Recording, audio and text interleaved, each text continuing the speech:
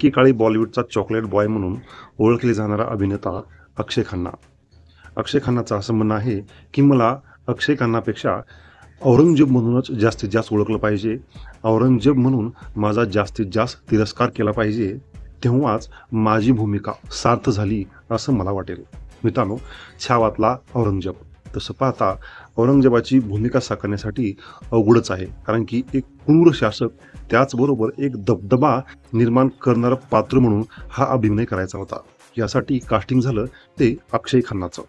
मित्रांनो, अक्षय खन्ना मध्यंतरीच्या काही काळामध्ये बॉलिवूडमध्ये दिसला नाही, परंतु दृश्यम 2 चित्रपटामधून पुन्हा त्याने बॉलिवूडमध्ये पुनरागमन केलं आणि आता बहुचर्चित जो चित्रपट येतोय छावा, त्याच्यामध्ये औरंगजेबाची भूमिका निभावत आहे.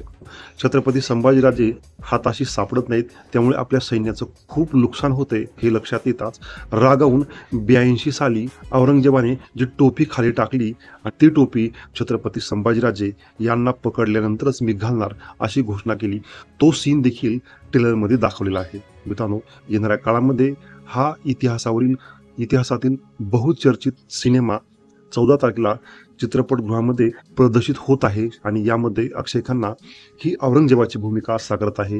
त्या भूमिकेला किती न्याय दिला आहे हे आपण पाहणारच आहोत.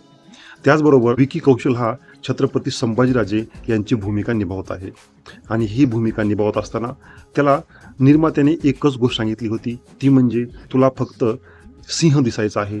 नाचताना सिंह, उठताना सिंह, बोलताना संपूर्ण भूमिकेमध्ये फक्त सिंहच दिसला पाहिजे. म्हणजे छत्रपती संभाजीराजे हे सिंहासारखे राजे इतिहासामध्ये होऊन गेलेत आणि त्यांची भूमिका निभावत असताना तुला एखाद्या सिंहाप्रमाणे वागावं लागेल असं त्याला कानमंत्र निर्मात्याने दिला होता. त्याने देखील ते बोलून दाखवलेलं आहे. चित्रपटामध्ये दोघांची भूमिका कशाप्रमाणे उमटते हे आपण पाहूयात. धन्यवाद.